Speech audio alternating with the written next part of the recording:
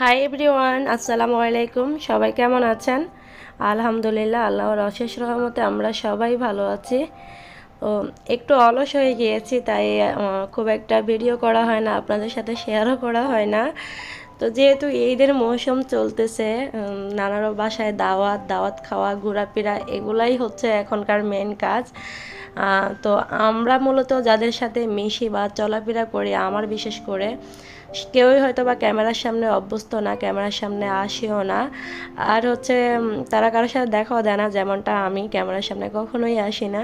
সেজন্য হচ্ছে ঘোরাফেরা দাওয়াতের ভিডিওগুলো আপনাদের সাথে আর করা হয় না।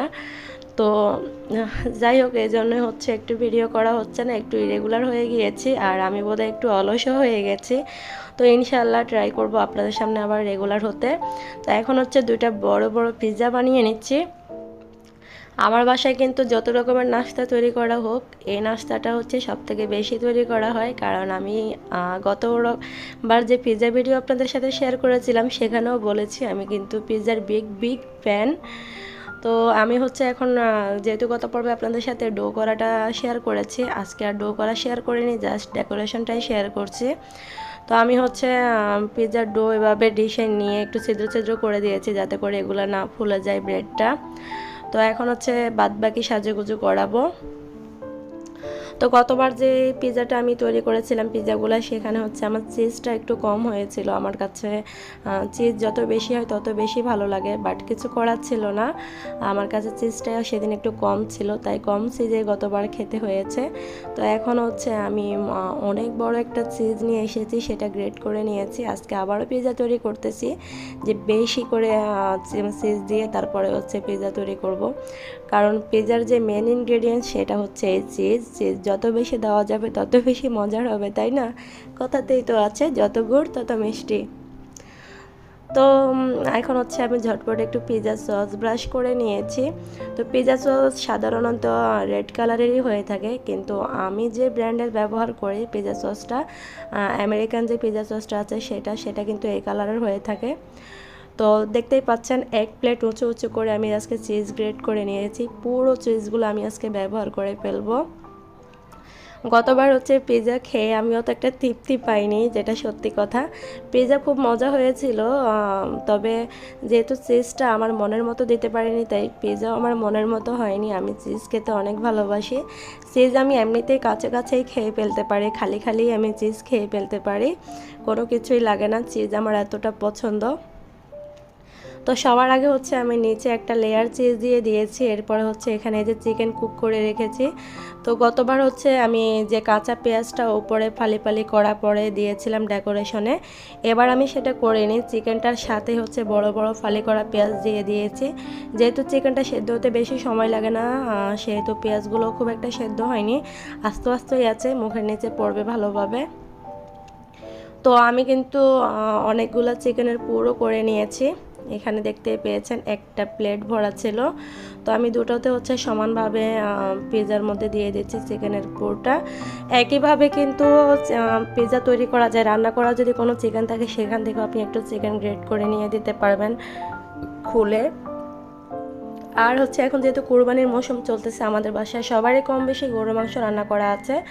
তো আপনারা ইচ্ছে করলে সব সাথে যে সমস্ত ভেজিটেবল আমরা ব্যবহার করি, ক্যাপসিকাম, মাশরুমস, এই টাইপের দু একটা সবজি রেখে রান্না করা একটু মাংস খুলে খুলে নিয়ে এই পর্যায়ে ব্যবহার করে পিৎজা তৈরি করে ফেলতে পারেন।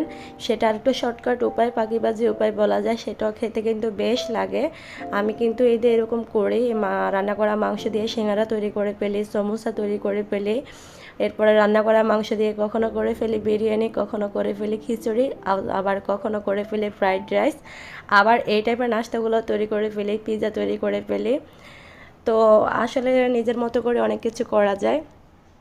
তো বললামই তো আমি একটু অলস হয়ে গিয়েছি, কাজ যখন করি তখন ক্যামেরা অন করতে আমার একদমই ভালো লাগে না, এই যে কেমন যেন একটা একটা অলসতা কাজ করে।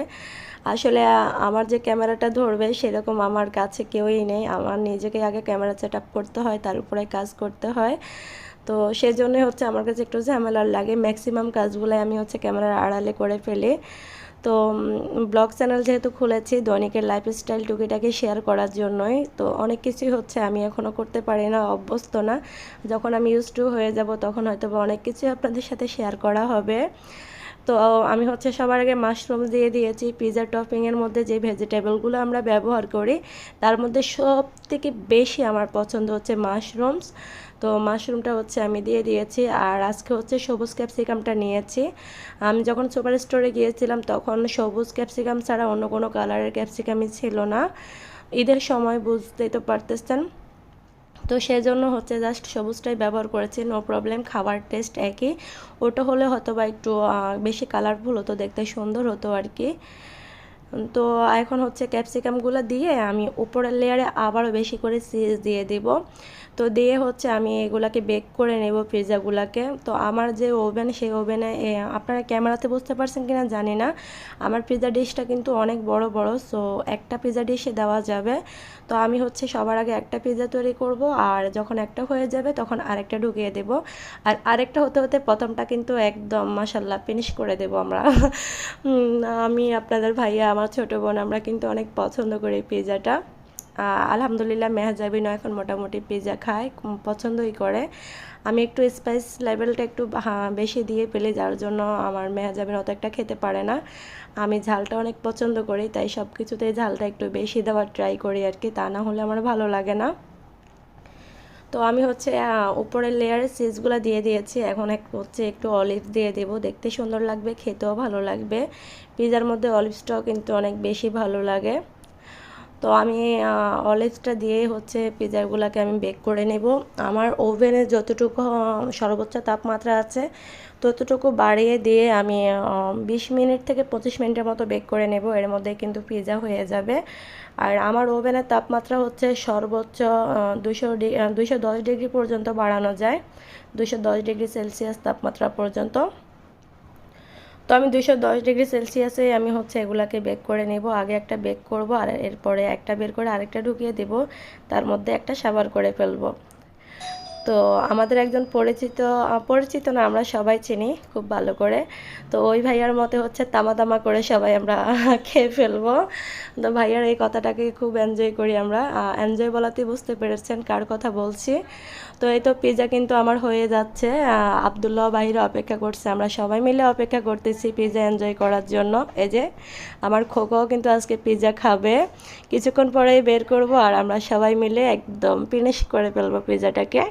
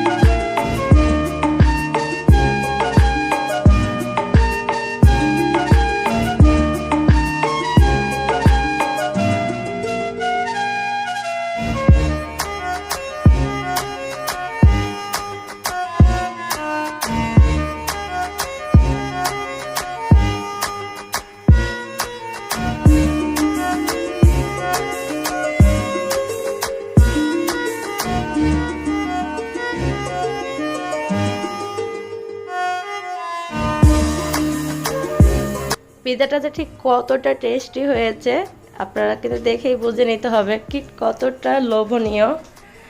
তো আমি জানি পিৎজা লাভারদের জিভে জল চলে এসেছে। আসলে জিভে জল চলে আসার মতো একটা পিৎজা ছিল এটা, এত এত বেশি মজার ছিল। আমার মেহেজাবিরও খাচ্ছিল, সে কিন্তু খুব একটা খাবার দাবার খায় না, সব ব্যাপারে তাকে হচ্ছে অনেক জোর করতে হয়। তো আজকে খুব একটা জোর জবরদস্তি করতেই হয়নি, সে নিজে স্বেচ্ছায় খাচ্ছে, তার কাছেও খুব ভালো লাগছে। তো একদম ভরপুর ছিল, চিজ ছিল, আর তার সাথে মনের মতো করে পোর দিয়েছি, আর পছন্দের ভেজিটেবল, ক্যাপসিকাম, মাশরুম সবই ছিল। সব মিলিয়ে অনেক অনেক বেশি মজার ছিল। বাংলাদেশের সমস্ত নামি দামি ব্র্যান্ডের যেই পিৎজা শপগুলো আছে সব কিন্তু ফেল হয়ে যাবে এই পিৎজার কাছে।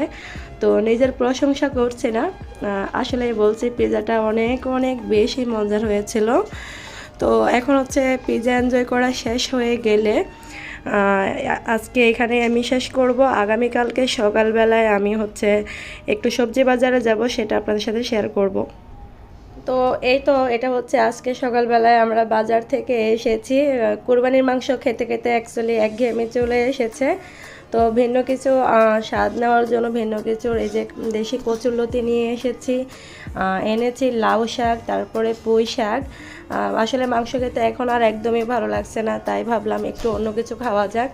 তো ভাবলাম কচুরলতি দিয়ে হচ্ছে শুটকি দিয়ে রান্না করা যাবে। আর এই যে একটা বাঁধাকপি এনেছি, এটা নুডলস রান্না করার জন্য। আর আমার পছন্দের অনেক অনেক বেশি পছন্দের এই যে বোম্বাই মরিচ এনেছি, দেখতেই পাচ্ছেন। আর এনেছি কিছু আম, পাকা আম এনেছি। তো আম এনেছি, এরপরে হচ্ছে বড় বড় দুটো আনারস এনেছি।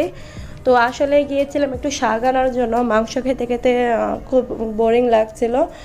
তো আজকে হঠাৎ করে ইচ্ছে করলো একটু শাক না খেলে নাই হবে, আর কোনো খাবারই মুখে রুচছে না, কিছুই ভালো লাগতেছে না। তো আপনাদের ভাইয়া সহ সকালবেলায় চলে গেছে বাজারে ফ্রেশ শাক আনবো বলে। তো এই তো নিয়ে এসেছি।